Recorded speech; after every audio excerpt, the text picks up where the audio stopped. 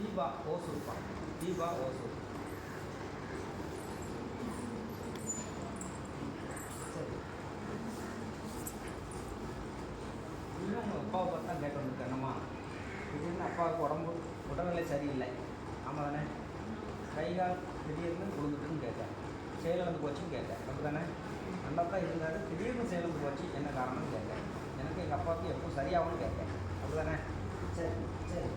ஆனால் நீ போகாத கோயில் இல்லை, போகாத மருத்துவமனை இல்லை, ஆனால் இன்ன வரைக்கும் சரியில்லை, சரி ஆகலை, பூர்ண குணம் ஆகலை, அப்படி தானே? நீயும் இந்த யூடியூப் பார்த்து பல பேர் சுகமாகி போகிறாங்க, நம்மளும் இங்கே போய் பார்த்தா என்னங்கிற ஒரு நம்பிக்கையில் தான் வந்திருக்கு, அப்படி தானே?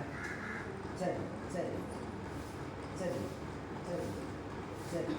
இது யாரும் எந்த இதுவும் செஞ்சாங்க வச்சாங்கங்கிறதுக்கான இது இல்லை. கடின உழைப்பால் கொஞ்சம் பிரச்சனைகள் உண்டாயிருக்கு.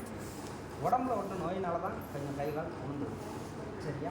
அது இந்த அம்மா சரி பண்ணி தரேன், சரியா? பூர்ண சுகத்தை தரேன், கலக்காத.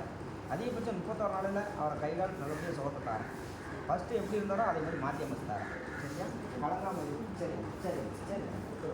இந்த அப்படி சந்தோஷமாக ஒரு டம்ளர் தண்ணி வச்சு இந்த கனியை 2ஆக வெட்டி பாதியை குடிஞ்சு காலையில் கொடு, பாதியை குடிஞ்சு சாயங்காலம் கொடு, சரியா? மீதி தரேன் 21 நாளைக்கு கொடு, 31 நாளில் பூர்ண சுகத்தை தரேன், கவலைப்படாத, சந்தோஷமாக கொடுக்கலாம், சரி.